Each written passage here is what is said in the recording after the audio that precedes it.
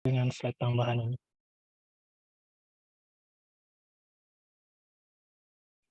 Oke, saya ingin bahas ini dulu, teman-teman.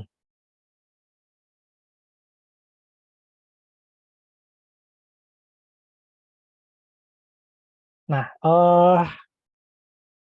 ada 10 pekerjaan yang banyak dicari hingga 2025 ya, teman-teman. Ini sesuai dengan ini versi dari Bappenas.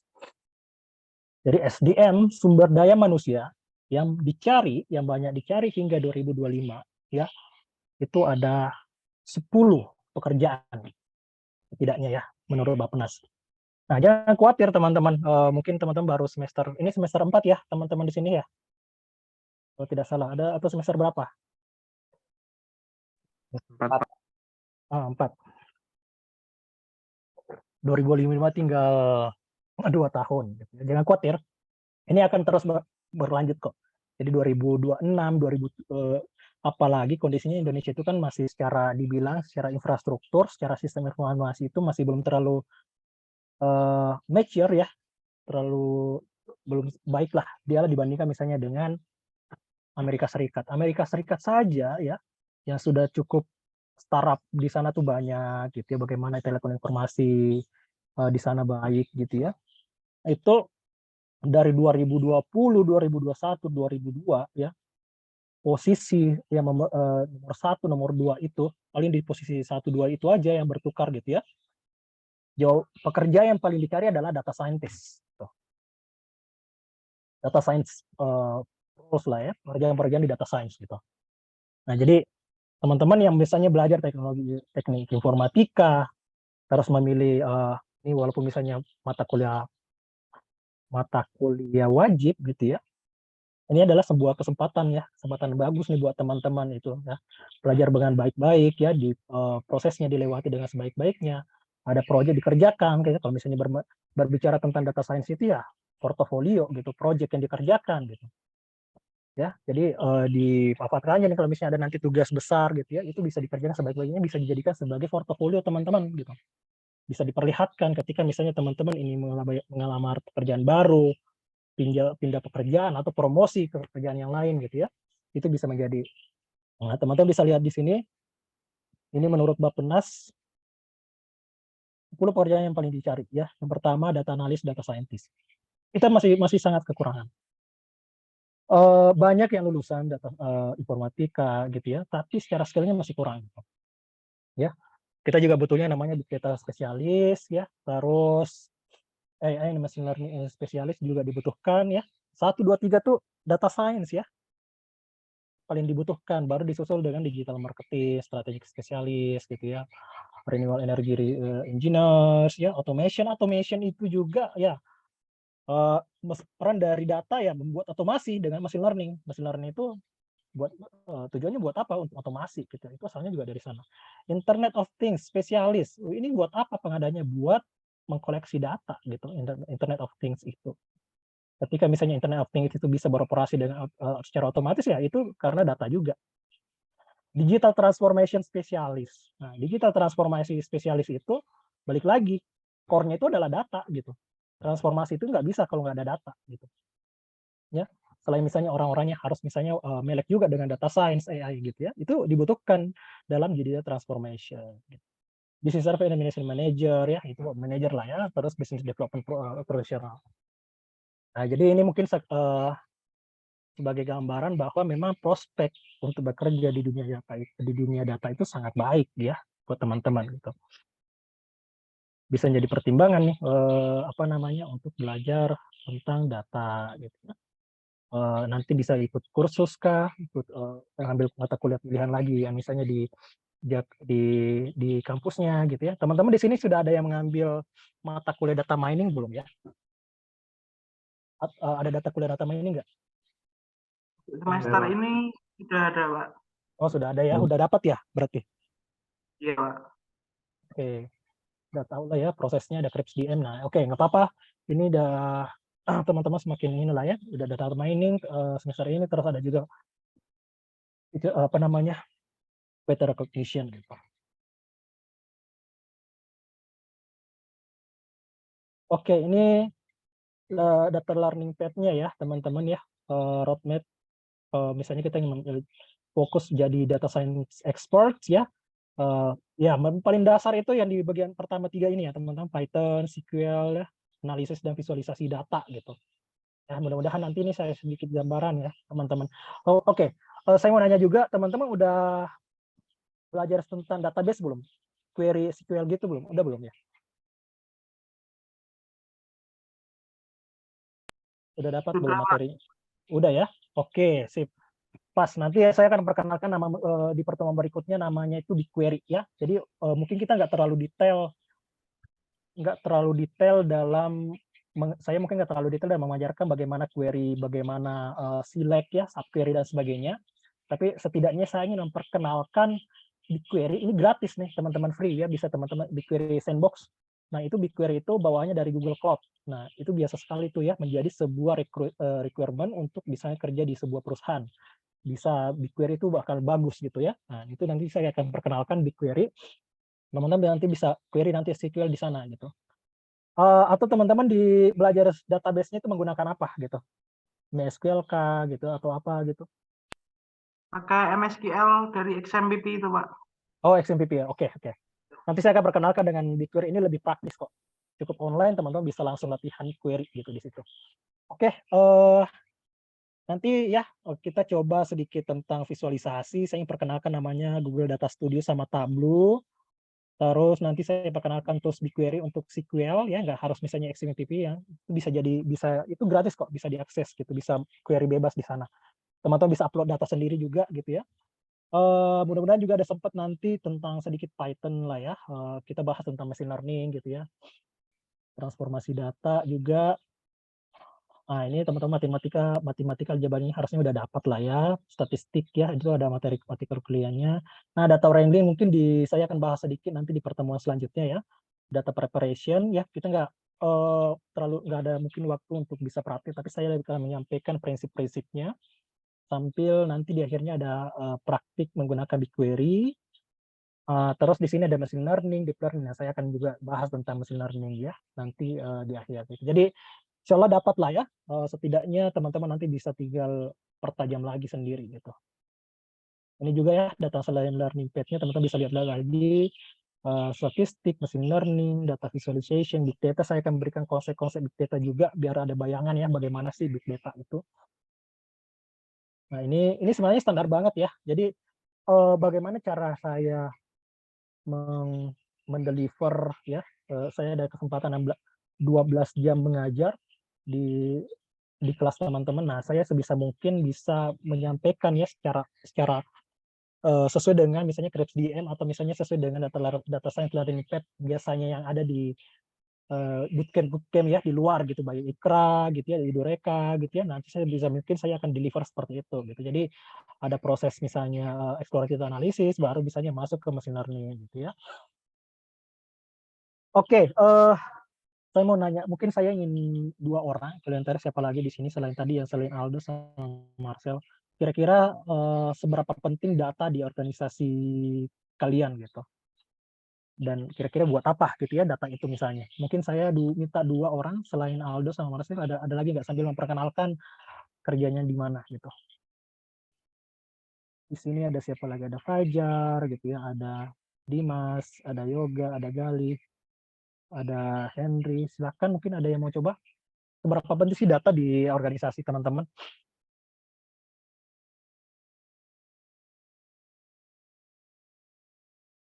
Ayo, ada yang bisa respon?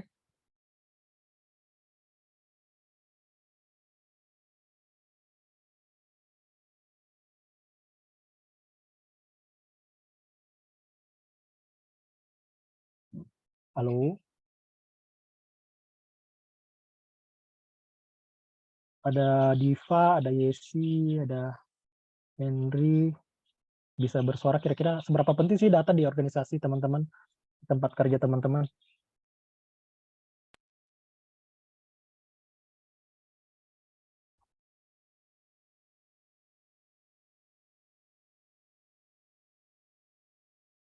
Ada Aldani, bisa ini enggak? Ada Dimas bisa bersuara? Halo, Pak. Halo Dimas ya.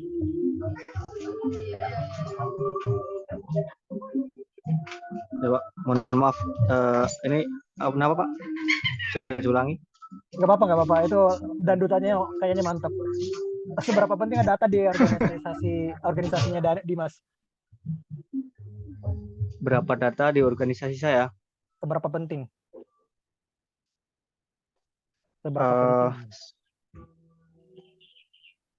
Sebelumnya saya perkenalan diri dulu, Pak. Boleh. Oke, perkenalkan nama saya Dimas Muhammad Ilham. Saya sekarang bekerja di pabrik juga, kayak Mas Marcel, cuman bagian saya di operator.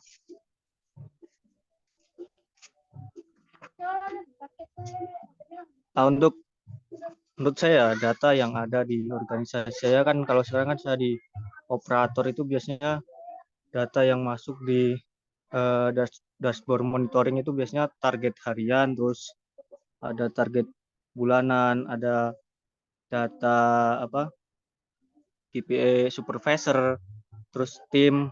Nah, itu menurut saya juga penting juga sih, Pak. Untuk kemudian di mana untuk evaluasi setiap produksi yang kita laksanakan kan, biasanya dari PT ada target juga. Nah, dari PT ada target, kemudian dimintain target ke karyawannya, sehingga nanti kita itu bekerja juga, oh ya ini target yang harus kita dapatkan sekian. Nanti ada omset yang perusahaan dapatkan kan udah ada hitungannya tuh. Nah, nanti kalau misalkan target yang kita dapatkan itu udah dari perusahaan itu udah maksimal, kemudian kan nanti tidak terlalu, istilahnya kalau bahasa pabriknya itu mocar-macir gitu, Pak. Targetnya harian itu, Pak. Jamnya juga bisa stabil, nggak ada jam molor. Kemudian untuk pembayaran gaji juga bisa stabil juga, nggak ada pembayaran gaji yang untuk karyawan yang telat. Untuk waktu kerja juga kita nyaman. Sedangkan kalau data itu nggak diolah dengan baik dari supervisor, terus chief supervisor juga, itu kayaknya susah itu karyawan. Oh, ini jamnya kok molor sih, targetnya gimana sih, ngitung target gimana sih, apakah dari perusahaan target udah dapat atau belum. Kemudian kan itu sangat membantu sih, Pak, menurut saya. Banyak sebenarnya sih, Pak, data kalau dari organisasi yang pekerjaan yang saya lakukan sekarang itu. Oke, berarti Dimas sekarang ini udah sering, Dimas sekarang sering ini ya, selain melihat dashboard monitoring lah ya. Ya, itu ada di depan ruang produksi sih kalau itu. Itu Dimas yang bikin atau bukan ya? Lebih menggunakan Bukan, aja. Pak. Kalau bukan. Setelah target, misalnya setelah kuliah ini langsung bisa bikin gimana? Kalau itu pasti ada rencana sih, Pak. Pasti belajar dari sekarang juga.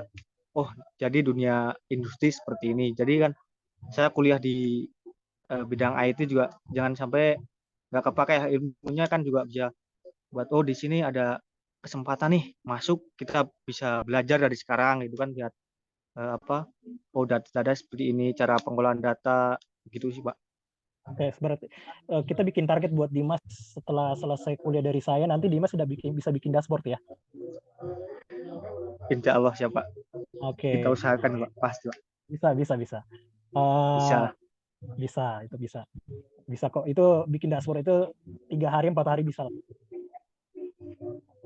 Orang baru itu saya udah praktik itu, mahasiswa bisa kok 4 hari itu udah langsung otodidak. Apalagi Dimas kantornya pabriknya sama dengan Marcel, beda ya? Beda sih, Pak, beda. Oke. Beda bagian juga sih, Pak. Oke, lebih ke operasional ya, udah tahu ya istilah-istilah daily target. Berarti istilah-istilah KPI udah tahu lah ya. Udah. Oke, sip. Itu Sebelum banyak ada tuh ya. Ini juga dulu juga pernah kayak gitu. Dulu kenapa?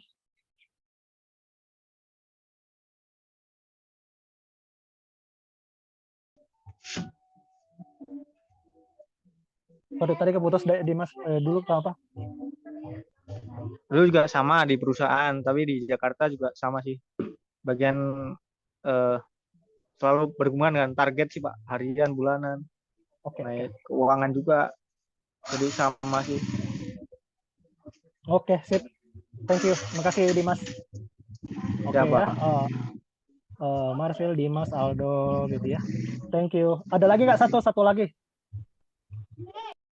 Udah sekira sih sudah cukup mantap lah ya teman-teman ini.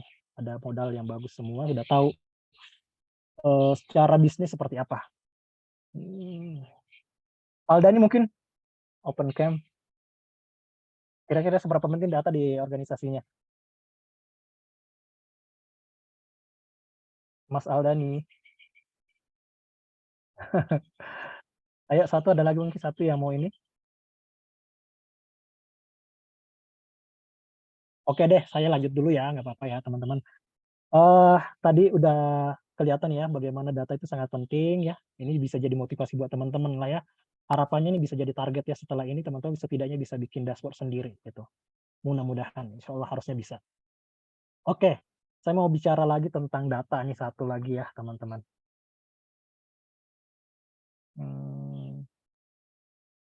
Jadi teman-teman mungkin sudah biasa ya mengenal istilah AI atau AI gitu ya. Atau teman-teman udah pernah dapat mata kuliah AI belum?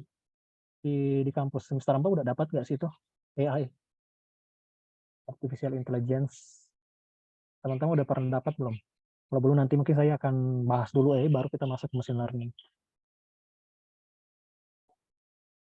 Teman-teman udah pernah belajar tentang AI? Belum, Wafik belum.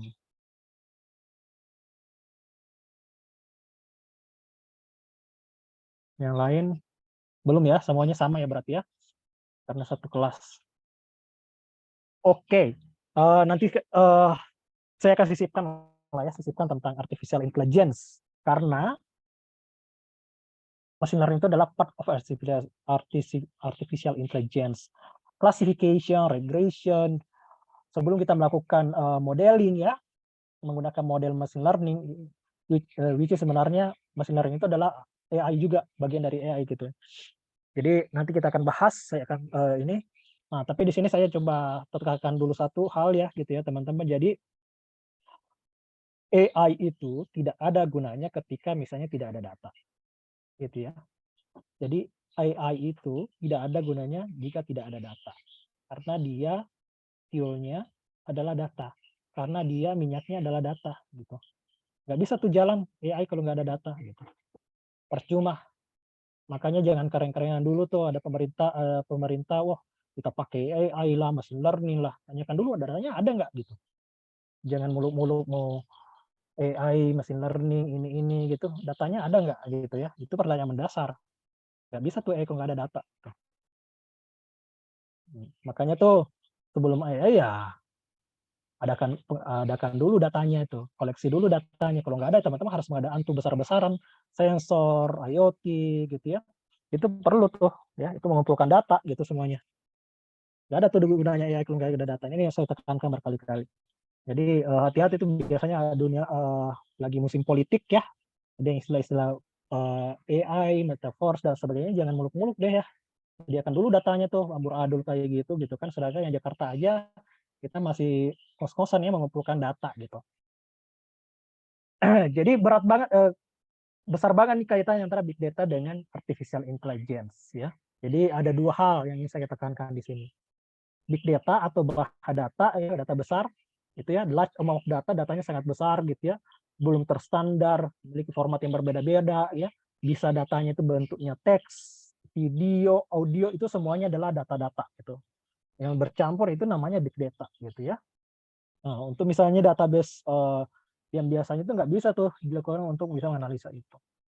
Nah, AI itu dulu memang membutuhkan big data. Sekarang bahkan AI itu nggak perlu ya, nggak perlu banyak sekarang, nggak terlalu besar-besar data sekarang.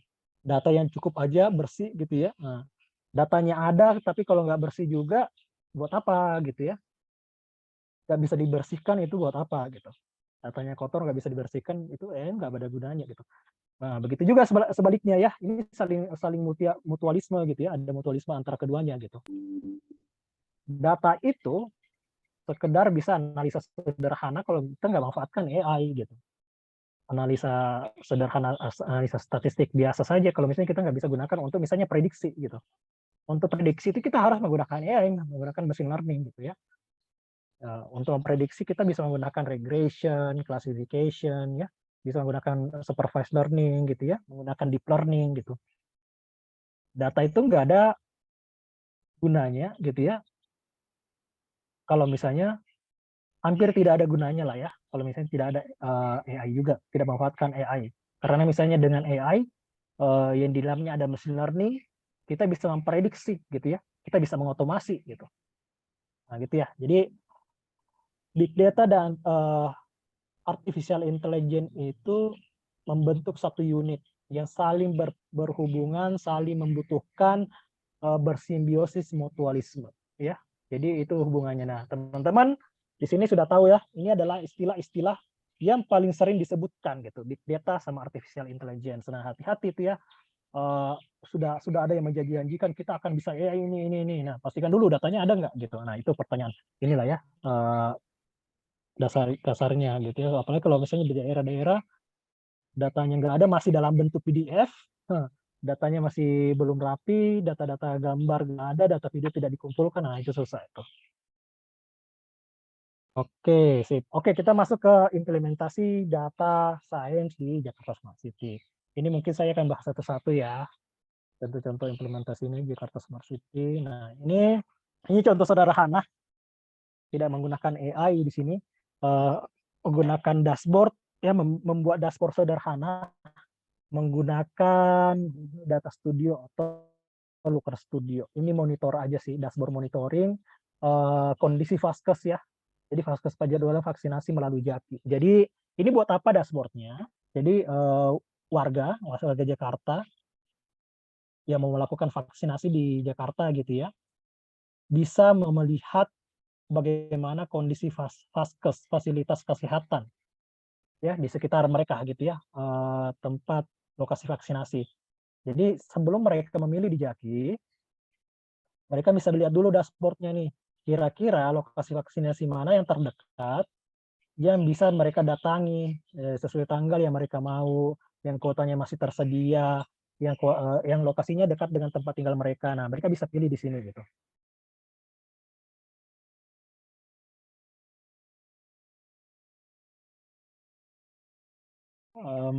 Jadi itu ya, ini menggunakan Looker Studio, sederhana saja ini.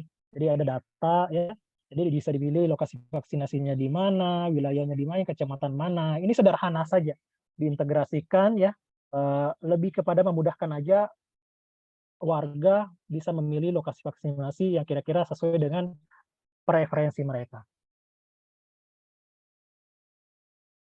Nah, terus ini ada dashboard untuk wali kota sama gubernur lah ya.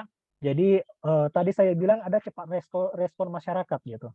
Salah satu channel dari cepat respon masyarakat itu adalah Jeklapor.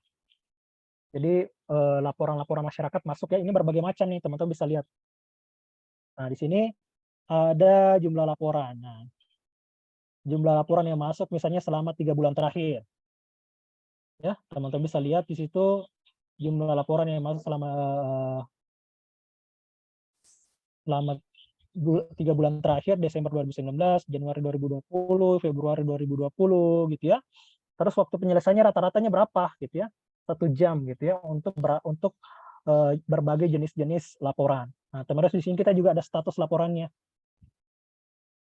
Berapa yang sudah komplit, berapa yang masih disposisi, berapa yang in progress. Nah, di sini 91%. Kita hampir selalu di atas 90%, bahkan mendekati 99% atau 98% ya selesai laporannya tiap bulannya gitu. Ini cepat respon masyarakat, laporan masyarakat yang masuk, terus kita juga bisa menampilkan bagaimana tren laporan per harinya gitu. Misalnya di bulan Februari laporannya bagaimana trennya gitu ya, sempat naik, sempat turun gitu ya. Nah, di sini ada informasi terkait laporan yang masuk itu tentang apa saja. Nah, bisa dilihat di sini laporan berdasarkan kategori gitu, kategori banjir, parkir liar, sampah, pelanggaran, pohon tumbang, jalan, trotoar gitu. Nah, kebetulan ini karena di bulan-bulan musim hujan itu ya, Desember, Januari, Februari gitu ya, makanya banjir nih yang paling banyak. Coba kalau misalnya dia di bulan-bulan pertengahan tahun gitu ya, Juli gitu ya, Juni, Juli itu jarang gitu ya hujan ya, pasti banjir itu sedikit. Nah, ini tadi yang saya bilang ya teman-teman, ada apa respon masyarakat itu ada jalur lewat Jaki atau Jak Lapor. Nah, ada juga jalur yang lain, dulu itu kita masih ada clue, terus bisa Twitter ya, laporan lewat Twitter, terus lapor 1708 juga bisa gitu. Nah, ada Twitter juga nih terbaik, paling banyak juga ya di Twitter, banyak sekali nge-tweet kondisi-kondisi jalanan, macet, sampah sembarangan dan sebagainya gitu. Nah, terus ini ya teman-teman bisa lihat juga nih, berdasarkan SKPD yang harus menyelesaikan. Ada atau UKPD-nya, ada sudin-sudin yang bertanggung jawab, misalnya terkait banjir, sumber daya manusia, ada sumber daya air ya, berarti terkait banjir, terkait misalnya parkir liar diselesaikan misalnya dengan sudin suku dinas perhubungan misalnya, terkait misalnya sampah pelanggaran sama Pamong Praja misalnya. Jadi memang masing-masing kategori itu ada peruntukannya.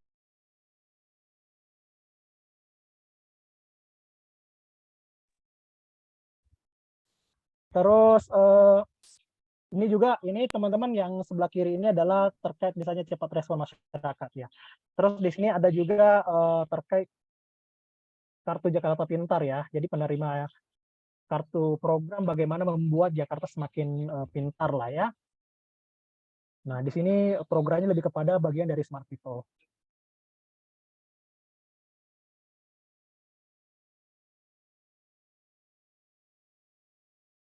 Nah, di sini Smart People kita bisa melihat bagaimana progres misalnya pemberian kartu Jakarta Pintar. Siapa sih jumlah penerimanya bagaimana? Ini sederhana aja sih teman-temannya, jumlah penerimanya berapa.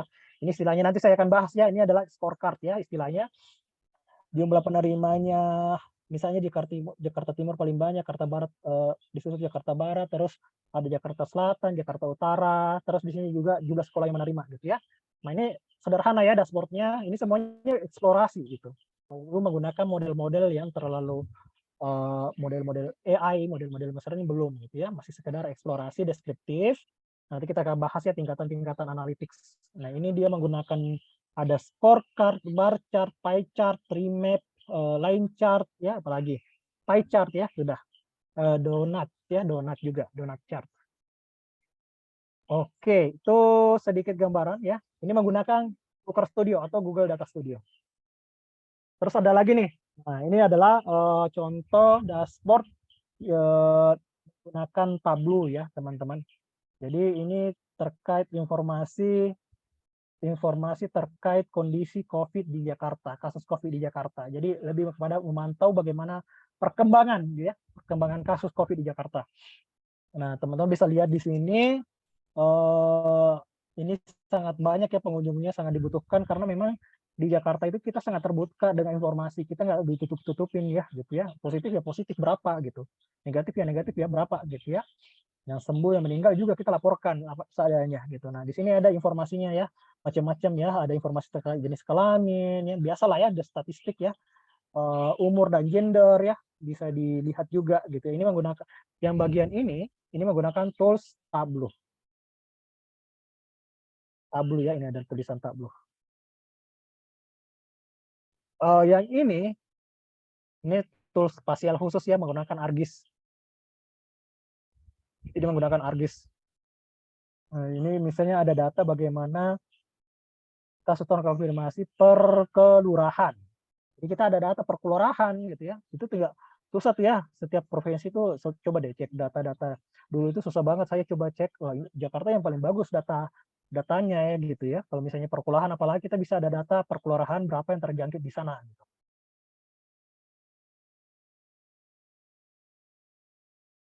Oke, itu terkait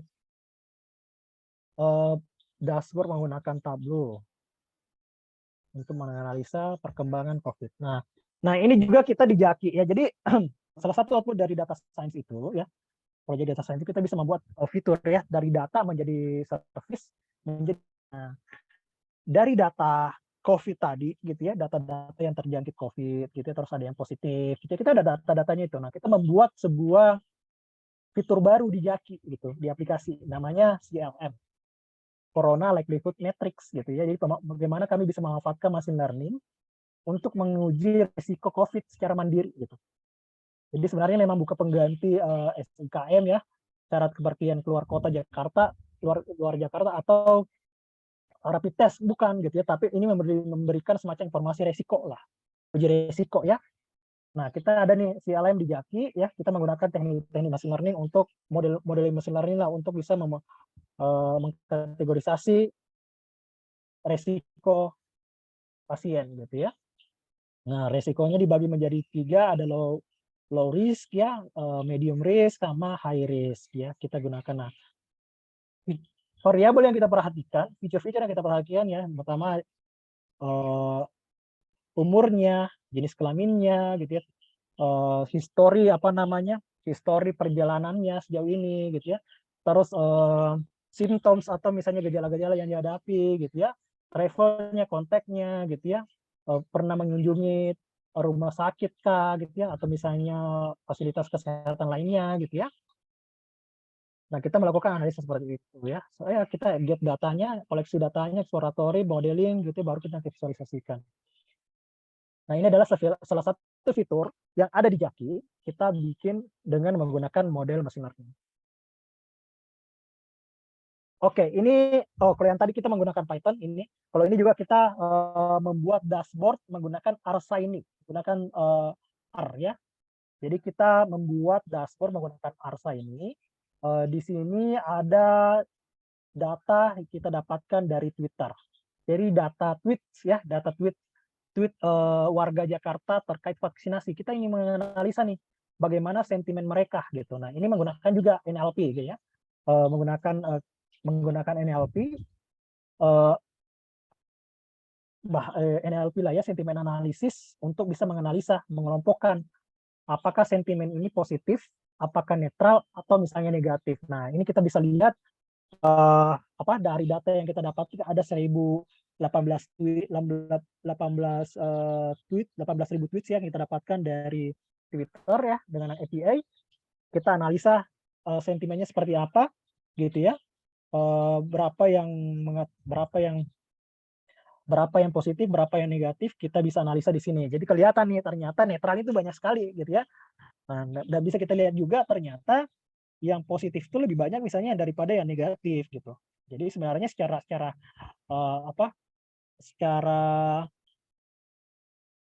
tanggapan, secara sentimen dari warga, masyarakat gitu ya, baik-baik aja ya misalnya dengan vaksinasi. Nah, ini bisa menjadi sebuah tanda bahwa kita bisa dorong nih vaksinasi ini terus berjalan gitu. Kan kemarin di awal-awal itu banyak ya protes misalnya vaksinasi itu haram gitu ya, berbagai macam lah ya kita temukan. Kita juga publikasikan, jadi ini teman-teman bisa lihat nanti di Medium juga di blognya ya, kita publikasikan analisa bagaimana sih sentimen masyarakat terkait misalnya vaksinasi gitu. Di sini misalnya ada 518 tweet bersentimen positif, 677 tweet yang bersentimen netral ya, sisanya ada negatif. Ini menggunakan Arshiny ya, kita menggunakan R untuk mengklasifikasi. Terus visualisasinya menggunakan Arshiny dashboard-nya. Nah, kita juga melakukan analisa terkait MRT gitu. Nah, MRT ya bagaimana sih dampaknya MRT terkait misalnya kemacetan di Jakarta ya. Bagaimana dampaknya di Jakarta? Ya, kita lakukan analisa itu.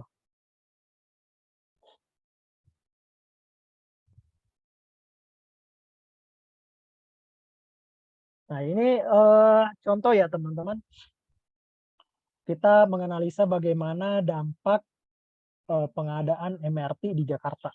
Khususnya dari Lebak Bulus sampai Bundaran HI ya.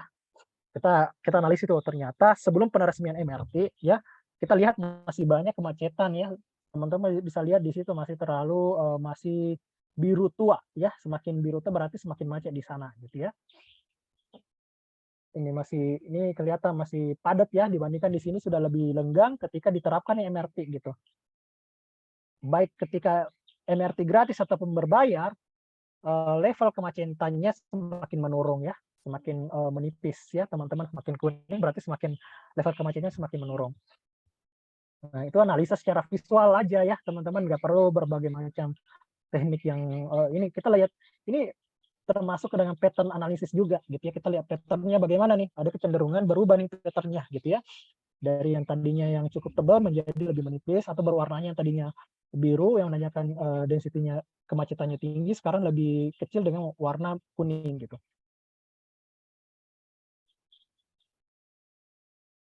Nah, ini juga kita melakukan analisa. Kalau yang tadi ini menggunakan Tableau ya. Nah, kita juga melakukan analisa terkait dampak PSBB. Ini menggunakan juga Tableau ya. Kita ada data tadi sama datanya, data dari Google Waze. Kita analisa nih, gimana sih mobilitas warga ya, kecepatan rata-rata sebelum COVID, sebelum PSBB, saat PSBB, saat PSBB gitu. Saat PSBB dan sesudah PSBB. Atau PSBB transisi. Nah, kita bisa lihat ya sebelah kanan dulu ya, teman-teman. Yang ini dulu. Teman-teman bisa lihat gimana dampak dari PSBB. Nah, ketika misalnya di awal-awal itu masih kecepatannya, rata-rata kecepatannya di bawah gitu ya. Nah, tetapi setelah bisa dilihat secara trennya gitu ya, trennya semakin naik kecepatannya. Nah, semakin naik kecepatan kendaraan maka semakin lancar gitu ya jalanan itu gitu. Kalau masih semakin lambat kecepatan berarti kemacetan juga terjadi di sana ya. Nah, ternyata bisa dilihat secara visualisasi ya, kita bisa lihat pattern di sini ya, teman-teman, dari waktu ke waktu ternyata semakin cepat gitu ya, rata-rata kecepatan kendaraan ya. Nah, tapi kita bisa analisa lebih lanjut lagi nih. Ini kan masih belum terlalu lancar banget gitu ya. Ternyata kita bisa analisa lagi lebih lanjut. Masih ada jalan-jalannya yang macet. Ini kan masih rekap semua data keseluruhan gitu ya. Jalan keseluruhan.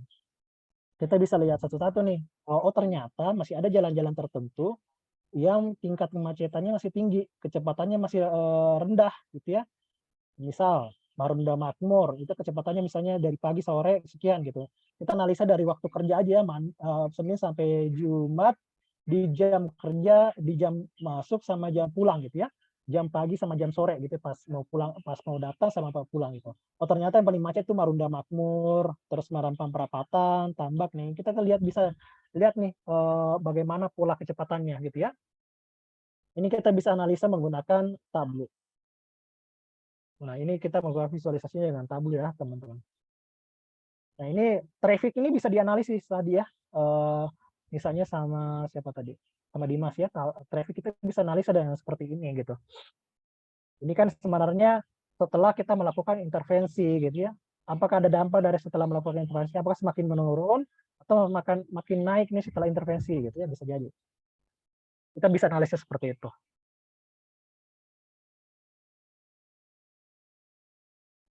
Oke, nah ini juga ada Social Mobility Limitation Assessment ya, PSBB. Nah, di Jakarta itu ada istilahnya kebijakan ganjil genap atau out event ya, impos. Jadi impos berarti diberlakukan gitu ya. Ketika misalnya diberlakukan ya, kita ingin melihat nih bagaimana dampak ganjil genap, kebijakan ganjil genap dengan PSBB gitu di Jakarta. Nah, teman-teman bisa lihat di sini bagaimana pattern, bagaimana pola ya. Semakin dia hijau ya, kondisi levelnya semakin bagus gitu.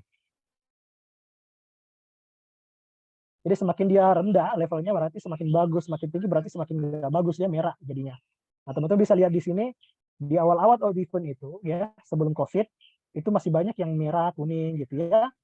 Jadi secara congestion levelnya masih lumayan tinggi gitu. Begitu juga saat masih awal COVID ketika masih sudah diberhentikan, tapi ketika misalnya apa namanya diberhentikan, kemudian ada PSBB ya, jelas-jelas ternyata berdampak nih, semakin hijau ya di sini, semakin hijau karena bisa jadi dampaknya itu PSBB gitu. Penyebab kelancaran kendaraan itu karena PSBB-nya, bukan dari misalnya ganjil genapnya.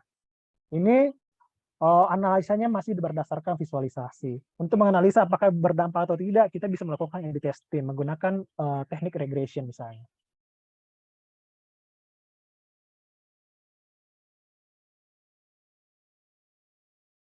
Oke, sampai di situ ada pertanyaan dulu nggak teman-teman?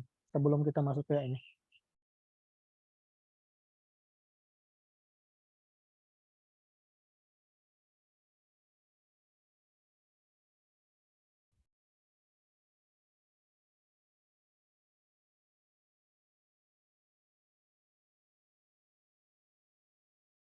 Ada pertanyaan atau aman?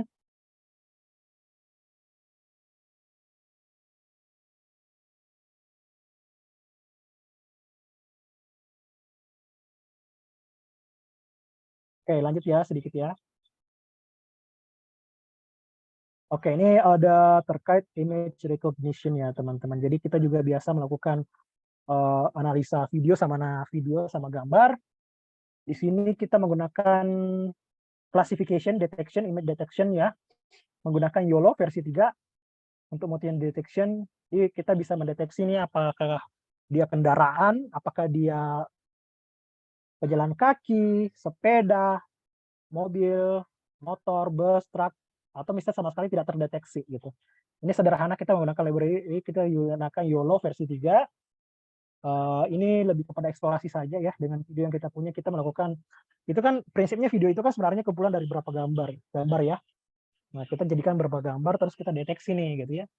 Ada sepeda, terdeteksi sepeda, berapa, sepeda motor, mobil, truk, dan sebagainya. Ini kita menggunakan praktik-praktik atau proyek-proyek yang pernah kita lakukan. Kita melakukan image recognition sama video analytics. Ini juga bekerja sama dengan Noteflux ya. Kita ini pengembangannya juga menggunakan data CCTV, video. Kita mendeteksi dia truk kah, mobil kah, motor kah, terus adakah yang melewati jalur-jalur tertentu, jalur pejalan kaki gitu ya. Ternyata misalnya seperti ini ada orang, ada motor atau sepeda gitu ya. Jadi kita bakal bisa mengcounting nih berapa yang melawan arus gitu ya, berapa yang melewati trotoar gitu ya. Nah, ini terdata semua nih, terdeteksi gitu ya. Terfoto secara otomatis ya. Ini terintegrasi dengan CCTV. Kita ada sistem dashboard, sistem informasi, terus ada CCTV di lokasi, kita bisa mengumpulkan datanya nih ya. Ini adalah smart application gitu. Pemanfaatan smart application dan data analisis gitu. Kita bisa mengcounting berapa gitu, siapa yang melewati trotoar. Terus kita bisa memberikan misalnya memfoto secara otomatis ini kalau misalnya ada yang melanggar. Oke, saya ingin memperkenalkan terkait flood control system di Jakarta Smart City. Banjir ya, teman-teman, merupakan masalah yang paling urgen lah, prioritas di Jakarta yang diselesaikan oleh Pemprov DKI gitu. Jadi memang di Jakarta itu kita mengadakan namanya flood control system. Tidak tanggung-tanggung ya, kita melakukan pengadaan yang sangat besar gitu. Itu pengadaan sensor tinggi muka air, CCTV, sensor curah hujan ya, sensor aliran sungai, kecepatan aliran sungai ya, monitoring pompa gitu ya. Nah, kita mengadakan itu semua gitu. Bukan cuma alatnya saja, tapi bagaimana data-data itu bisa disimpan gitu. Itu bahkan miliaran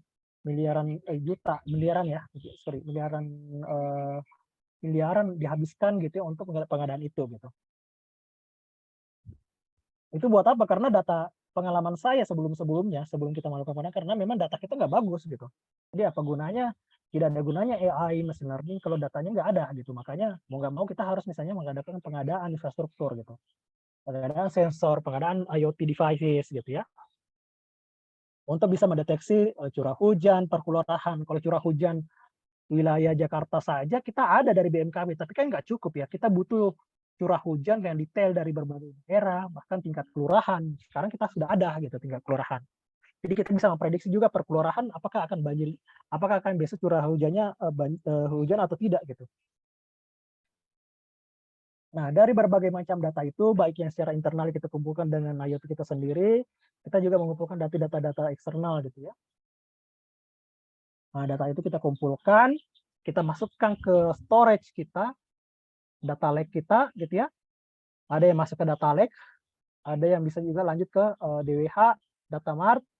Nah, dari data mart ini kemudian kita tampilkan visualisasi gitu ya.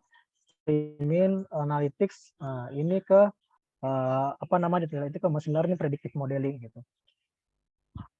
Outputnya gitu ya, kita sudah bikin dashboard, kita sudah bisa memprediksi bagaimana kemungkinan terjadinya hujan di kelurahan tertentu besok ya, seperti kelurahan-kelurahan mana yang akan banjir ya, kita udah prediksi gitu.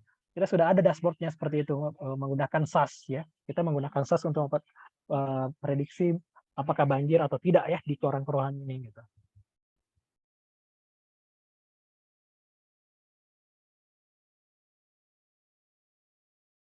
Ini terkait flood control system ke depan harapannya dengan misalnya kita memprediksi akan banjir di jam berapa, di muka air bakalan sekian di jam berapa, kita bisa secara otomatis nanti bisa membuka menutup pintu air secara otomatis gitu. Jadi kalau misalnya perkiraannya udah sekian tinggi muka airnya, alat tutup pompanya bisa bekerja secara otomatis sama pintu airnya bisa terbuka gitu secara otomatis atau tertutup secara otomatis. Itu adalah smart application ya, pemanfaatan data science juga, pemanfaatan AI gitu ya, karena dia berpikir atau bertindak sesuai dengan data yang masuk atau instruksi yang masuk. Nah, ini sedikit tentang water level monitoring ya, bekerja sama dengan Notflux ya. Nah, jadi di sini ada informasi terkait apa namanya, bisa memonitoring bagaimana tinggi muka air ya. Ini enggak terlalu, ini sih apa namanya ya, bukan menggunakan teknik ini reinforcement learning lah ya. Jika kalau misalnya ada airnya sampai di sini maka dia akan memberikan danger level. Jadi lebih kepada ini image recognition saja sih sebenarnya gitu ya. Jadi kalau misalnya image-nya terdeteksi, videonya atau image-nya terdeteksi berada di airnya di berapa, di tingkatan berapa, nanti dia akan memberikan warning danger level berapa, level 1, level 2, level 3 misalnya gitu ya. Apakah terdeteksi banjir atau tidak, berapa aktivitinya, nah itu bisa ya. Nah ini di CCTV ini ya pengadaannya perlu dijaga gitu. Itu nggak murah gitu ya. Nah demi untuk bisa memberikan monitoring bagaimana kondisi Jakarta, banjir Jakarta ya kita melakukan pengadaan dan bisa memonitor bagaimana kondisinya. Nah, oke, kita juga melakukan analisa ya, pengelompokan analisa rawan banjir di Jakarta menggunakan clustering. Nah, jadi kita ingin mengelompokkan daerah-daerah rawan banjir di Jakarta, kita ingin memetakan menggunakan teknik clustering, unsupervised learning ya. Jadi kita ada dua, kemarin kita membandingkan antara fuzzy K-means sama K-means gitu. Nah yang paling bagus ternyata fuzzy K-means berdasarkan matriks ACD rate ya. Nah ternyata dari hasil klasterisasi yang kita lakukan menggunakan fuzzy K-means dan K-means, yang paling tepat, yang paling bisa digunakan adalah fuzzy K-means. Nah, variabel-variabel yang menjadi ukuran untuk menjadi klasterisasi itu kita lihat dari berapanya laporan yang masuk. Bersumber dari data respon masyarakat atau yang lewat jet lapor tadi yang di awal ya, itu data itu dikumpulkan untuk menggunakan untuk analisis gitu. Terus water level ya, tinggi muka air gitu. Kita gunakan juga untuk bisa menganalisa ya tinggi muka air, laporan juga ini, laporan warga juga gitu. Yang sudah dikonfirmasikan sama DSDA, sumber daya air, dinas sumber daya air gitu. Dinas yang bertugas memang masalah perairan, masalah banjir gitu ya. Water levelnya jadi tercatat juga ya ini kita analisanya per kecamatan ya teman-teman, tingkat apa namanya penyebarannya, mappingnya per kecamatan. Jadi kita bisa lihat nih laporan di kecamatan ini berapa, tinggi banjir di ini rata-ratanya berapa di kecamatan ini gitu ya. Terus penurunan air tanah, net subsidence, penurunan tanah gitu ya. Penurunan tanah bisa dilihat juga nih gitu ya, berdasarkan kecamatan. Terus ada juga penggunaan air tanah.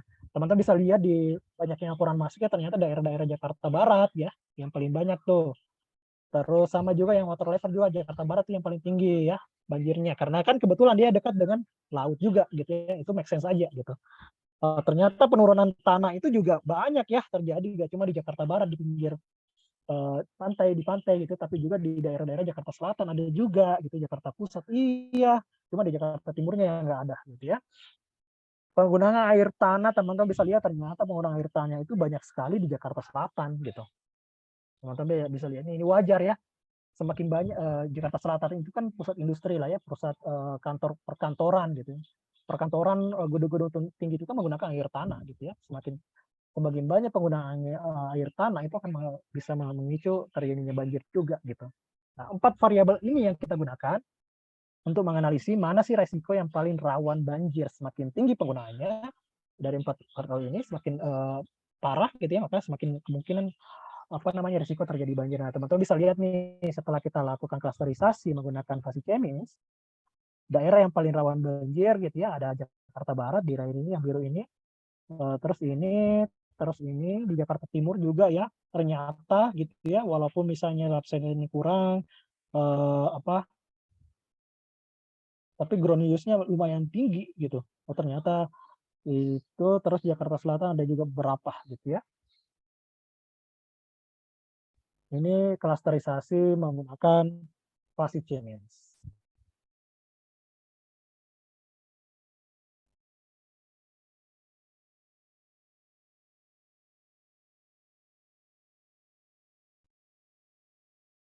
Nah, kita juga ada membuat dashboard menggunakan SAS ya, teman-teman. Jadi dashboard percepatan vaksinasi gitu. Jadi ini menggunakan SAS. Jadi bagaimana program percepatan vaksinasi, bagaimana pemberian bansos ya, berapa yang sudah menerima ya.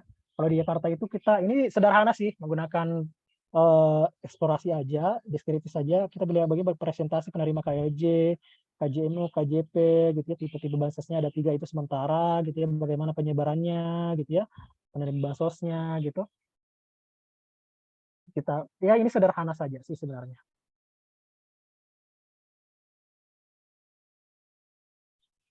Nah, kita juga melakukan analisa. Jadi kan tadi ya di Jak Lapor itu, di Jak itu kita bisa memfoto ya,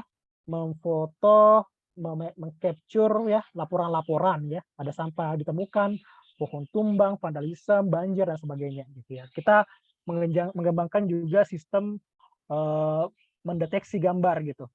Apakah laporan ini dia masuknya ke sampah, masuknya ke banjir, vandalisme dan sebagainya. Nah, kita menggunakan convolutional neural network ya untuk bisa mengkategorisasikan, mengklasifikasikan apakah laporannya termasuk banjir, sampah, parkir liar, jalan rusak, trotoar. Jadi macam-macam gitu ya. Kita bisa deteksi nih, ini misalnya tingkat confidence-nya 90%. Gitu. Ini masih uji coba ya, teman-teman. Kita coba dengan Jik Vision, masukkan gambarnya di sini, nanti dia akan mendeteksi apakah nih di sini gambarnya apa gitu ya. Ini gambar ini termasuk kategori sampah kah atau yang lain kah.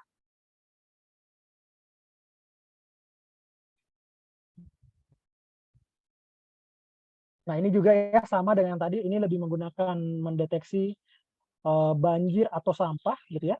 Kita mendeteksi banjir atau sampah ya. Kita menggunakan ini convolutional neural network untuk mengklasifikasi apakah gambar ini ya. Nah ini tentu pattern recognition juga karena menggunakan klasifikasi gitu ya. Menggunakan deep learning untuk mendeteksi ya apakah ini banjir atau misalnya ini sampah ya.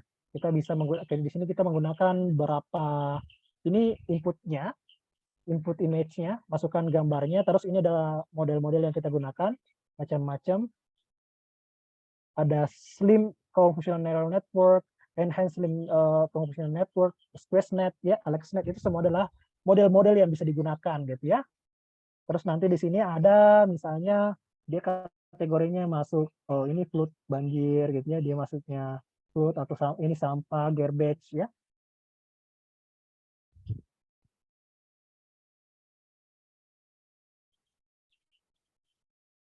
Oke, kira-kira ada pertanyaan nggak sampai di situ teman-teman? Sebelum saya mungkin recap semua ya dulu apa yang sudah kita pelajari hari ini. Silakan kalau ada yang ingin bertanya.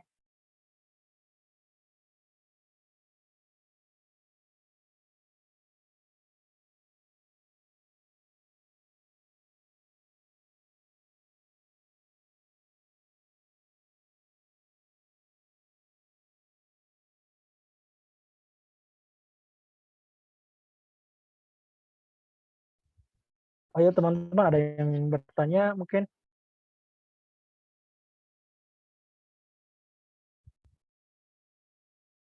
Ambil ini ya, di sini mungkin Abdul Qori gitu ya, atau Mas Abdul Qori, Mas Aldani, Mas Arga, Mas Aya, atau mbak-mbaknya tadi ya juga ya belum ada yang mau bertanya kah sejauh ini apa sudah paham semua? Bisa komen 1 ya kalau misalnya sudah paham semua.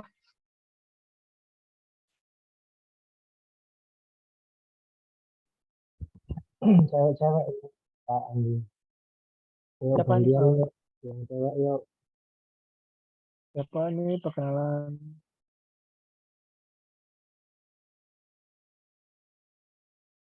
Silakan, silakan.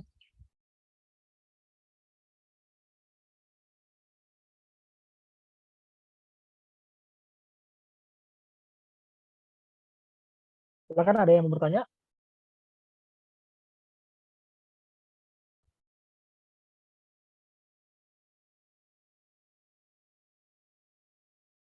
Halo.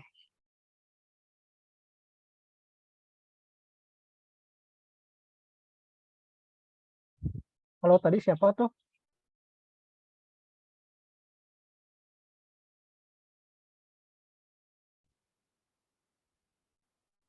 Bisa komen satu ya kalau sudah clear, semuanya sudah aman. Ini masih pada semangat kan? Semuanya bisa, ini mungkin ya terakhir-terakhir kita bisa umumkan juga. Bisa saling kenal gitu ya. Teman-teman apa sih yang dibutuhkan juga, mungkin saya bisa tampung gitu ya.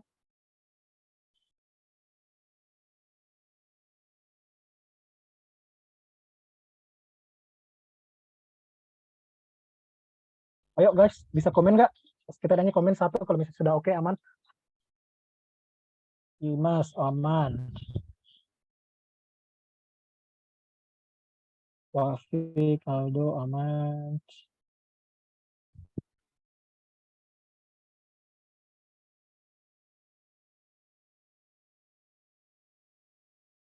Oke, saya mungkin recap dulu ya teman-teman ya, dikit.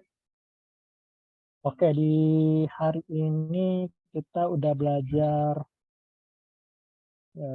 tadi itu kita sudah, mungkin saya sudah perkenalkan diri juga ya, teman-teman udah tahu lah. Jadi bisa bisa inilah kita bisa berdiskusi berbagai macam hal terkait domain-domain itu, terkait misalnya data, terkait smart city gitu ya, terkait kuliah saya juga kuliah juga gitu S2 dan sebagainya, silakan gitu ya.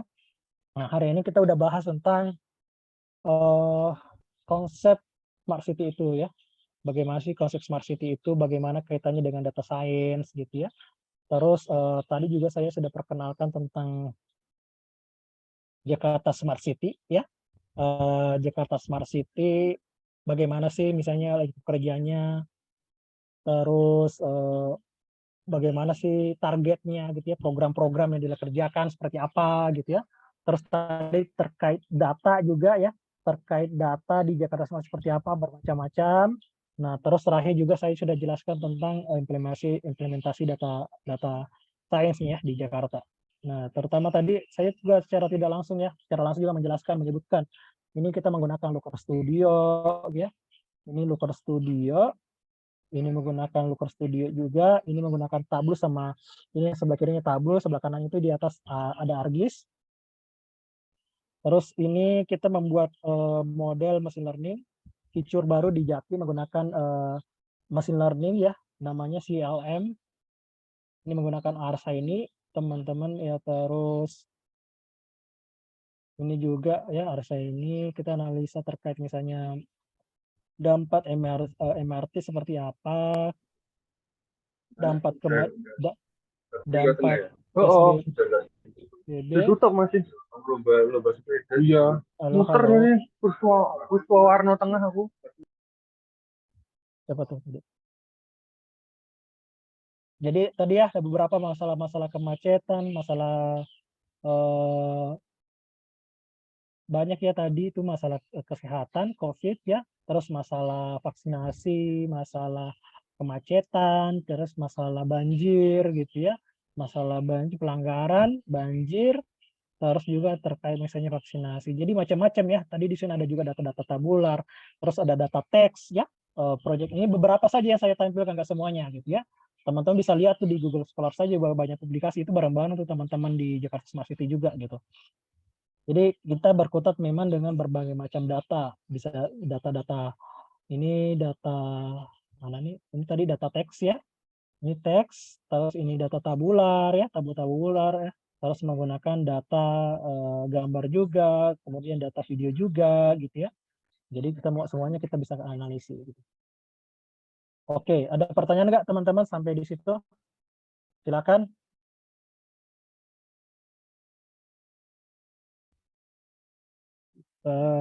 Kita tadi mulainya jam ini ya.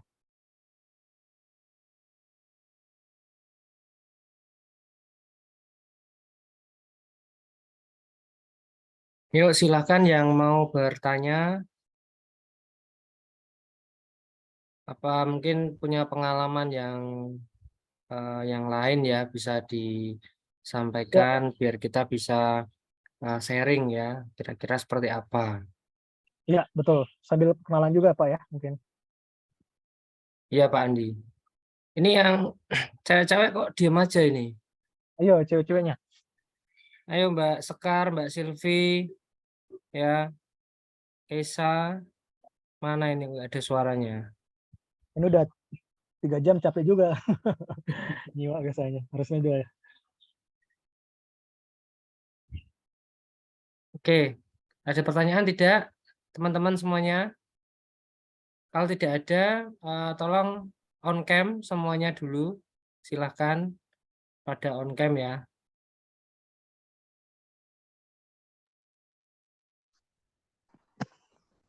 Atau Mas Gali nih, mungkin ada ini enggak? Mas Henry juga kelihatan nih.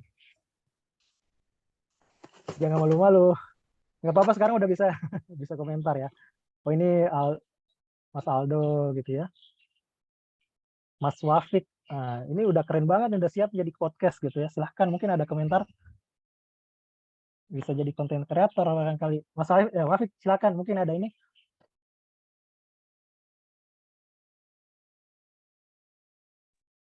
Eh, mungkin sedikit saya minta saran aja sih, Pak.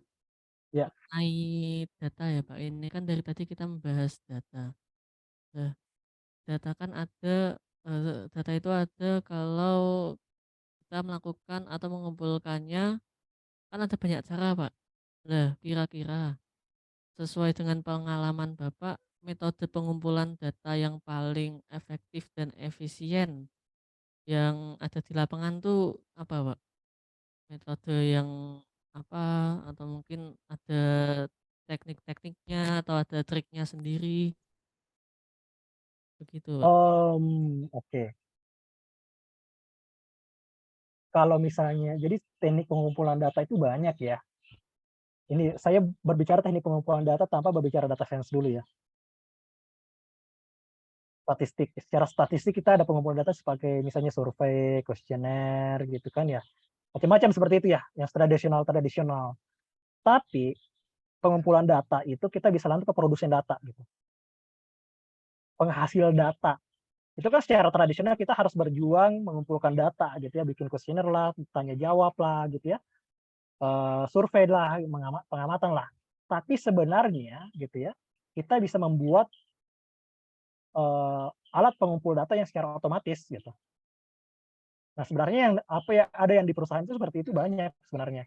Nah, sebenarnya yang kita sebagai tim data gitu ya, biasanya kita bekerja dengan data yang dikumpulkan secara masif gitu. Yang survei itu kan nggak terlalu masif kan, masih cuma berapa, tergantung berapa sih sumbernya, narasumbernya gitu. Kalau kita tuh misalnya tim data science ya kita bekerja dengan data-data yang misalnya dikumpulkan menggunakan aplikasi gitu. Jadi warga menggunakan aplikasi, Jaki memasukkan NIK, identitasnya, hobinya apanya, itu otomatis kita udah dapat datanya kan. Jadi tinggal mereka input aja gitu. Berbeda kalau misalnya kita harus ini loh isi survei. Sebenarnya kita juga ada survei-survei, tapi kan itu misalnya sekali pakai gitu ya. Kita paksa mereka untuk isi survei. Nah, terus kita juga pengadakan sensor itu sebenarnya untuk pengumpulan data gitu. Dia mengumpulkan data secara otomatis setiap misalnya setiap detik, setiap berapa jam, setiap berapa menit gitu ya. Nah, sebenarnya kalau misalnya berbicara tentang di perusahaan itu ya misalnya kalau kita mengumpulkan data ya data-data pelanggan yang data-data yang mereka input di produk-produk yang kita gunakan. Misalnya kalau di Telkom itu mereka kan membeli produk menggunakan aplikasi, misalnya kalau Telkomsel itu sama Telkomsel gitu ya. Di operator yang lain ada lagi gitu ya. Itu semuanya mereka kan membeli produk gitu ya. Paket apa dengan pulsa berapa gitu ya. Mereka ada di data pekerjaannya apa, penghasilannya berapa gitu ya. Itu semuanya data-data yang kita ambil secara otomatis dari sistem gitu. Nah, itu sebenarnya yang paling efektif gitu ya. Mereka secara yang menurut saya yang paling bagus adalah mereka secara tidak sadar kita ambil datanya gitu kan. Nah, kalau misalnya kayak di survei kan kita orang ditanya, mereka udah bersiap-siap nih. Kamu ini, mereka akan siap nih, bisa jadi pertanyaannya akan bias, tapi itu misalnya kayak kuesioner gitu ya, terus survei, pengamatan, itu semuanya masih biasa, masih terpakai juga gitu. Tapi memang secara data yang dikumpulkan itu nggak masif gitu. Itu sih. Mudah-mudahan bisa menjawab ya. Iya, Pak. Terima kasih, Pak. Ayo, ada lagi mungkin yang lain?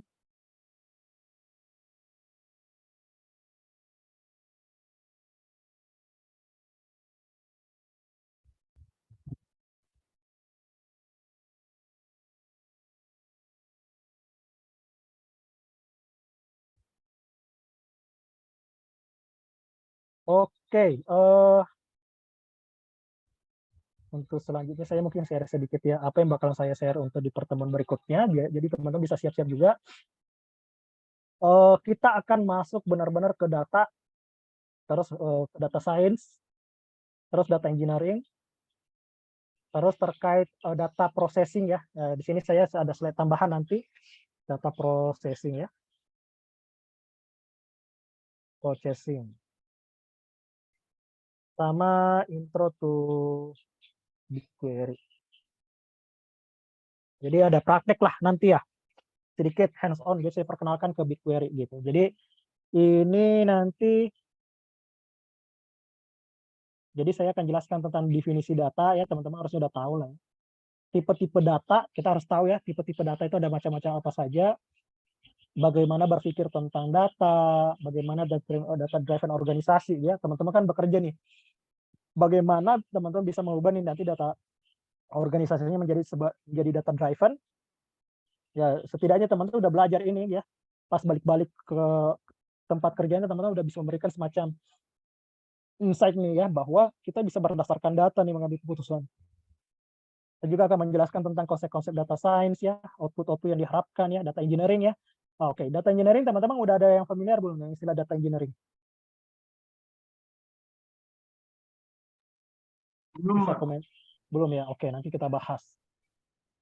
Itu sangat awal-awal banget ya, bagaimana menyediakan data gitu. Sama yang data processing, terus ada BigQuery. Jadi benar-benar bagaimana di sini konsep data science, terus bagaimana menyiapkan data. Ini penting banget ya.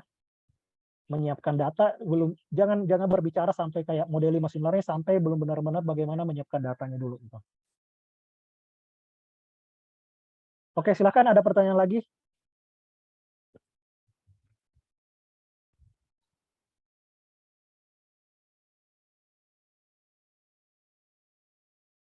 Atau ada yang mau share-share pengalaman tadi, mungkin yang cewek-ceweknya belum? Silakan. Tadi yang cewek siapa aja nih?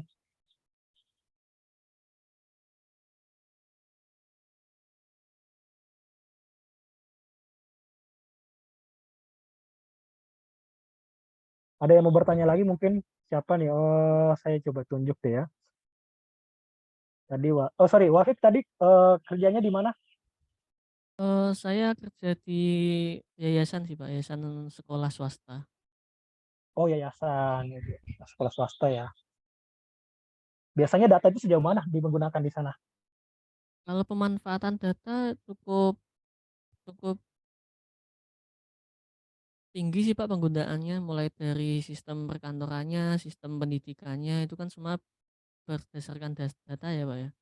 Iya, Jadi iya. di sekolah kami itu memang datanya sangat dibutuhkan, apalagi kan sekolah kami menggunakan sistem online, bukan online, sebenarnya sistem bukan manual lagi, Pak. Jadi sekolah kami menggunakan metode pembelajaran menggunakan iPad. Jadi kita nggak ada sistem manual lagi, semua sudah berdasarkan data. Pembelajaran juga sudah menggunakan pembelajaran dari data juga, mungkin data video, data media PNG, JPEG, PDF, dan lain-lain. Jadi data sangat penting, Pak, di yayasan kami. Oke. Biasanya sudah ada dashboard gitu ya di sana juga ya? Ada sih, Pak. Udah Ada. dashboard juga. Ya. Mas Wafik udah terlibat langsung membuat atau gimana? Belum. Oh, kalau saya sempat kalau membuatnya enggak, Pak. Cuma kalau sekedar untuk memantau juga saya juga sempat mantau dashboardnya. Oke, harus bisa nanti bikin ya. Ini kayaknya tools apa? Itu kayaknya podcast ya biasa ya, bikin konten ya. Belum sih, Pak. Harus bisa tuh. Oke, sip. Makasih ya, Wafik. Tadi ada Marcel juga, ada mana tadi lagi? Ada Marcel, ada Wafik, ada Aldo, ya. Ada lagi mungkin satu ya, Pak Agung ya. Mungkin yang ceweknya silahkan ada, mungkin yang mau kenalan. Tadi ada tuh yang siapa ya? Ini udah siapa tuh tadi?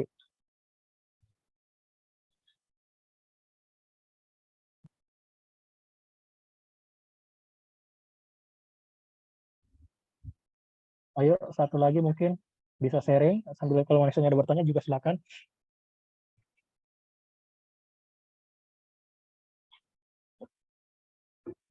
Mbak Maula mungkin. Mbak Maula, yuk silakan yuk. Ayo. Mana ini? Ini berapa kelas Pak? Ini satu atau dua? Satu ya? Ini Kami banget. dua kelas Pak Oh, Andi. Oke. Yang karyawan sama reguler ini jadi satu. Oke, oke.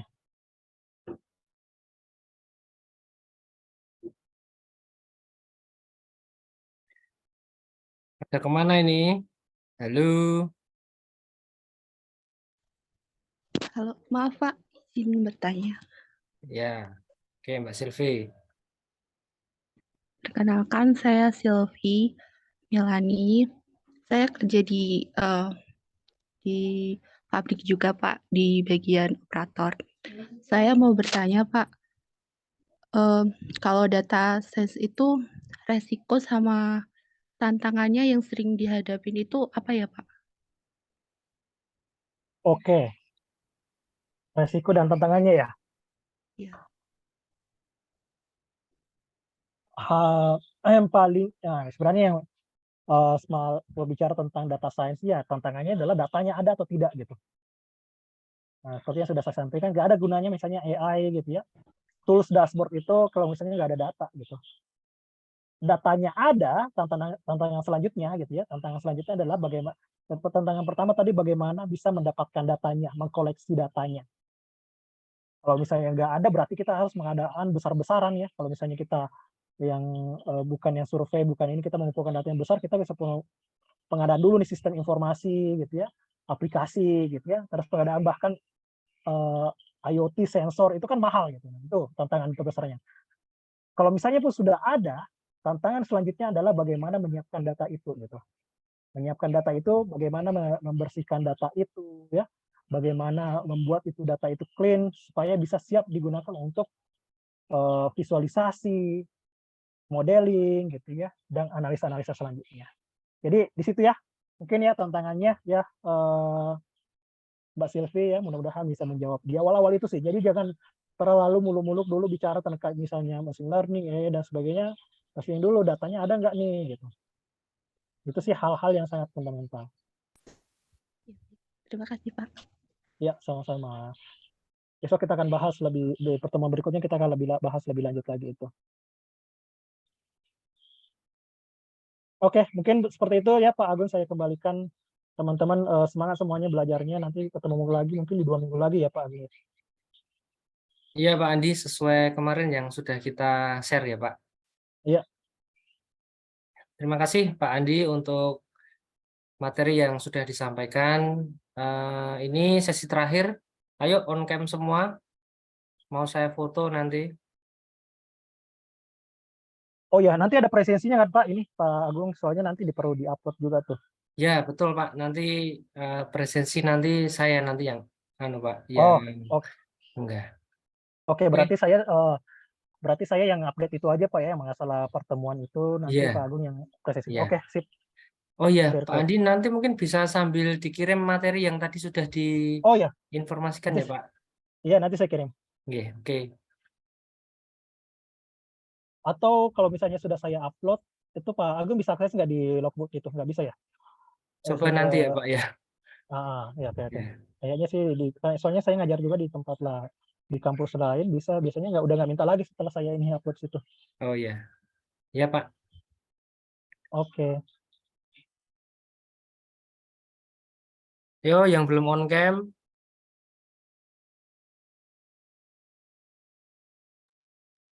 Ini Tony ora on cam ki napa ki Tony?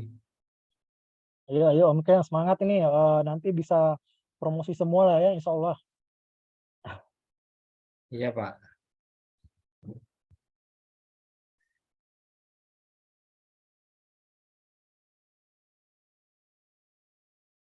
Oke, sambil smile tak foto ya, tak hitungi. 1, 2, 3. Oke, slide satunya. 1, 2, 3. Oke. Ya, terima kasih Pak Andi dan teman-teman semuanya. Untuk sesi hari ini kita sudah selesai. Berikutnya nanti sesuai jadwal sudah saya kirim ke Sipen masing-masing ya. Nanti tolong disiapkan untuk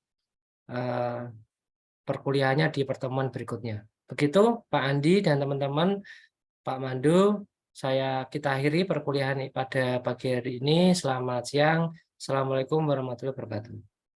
Selamat siang. Waalaikumsalam. Terima kasih.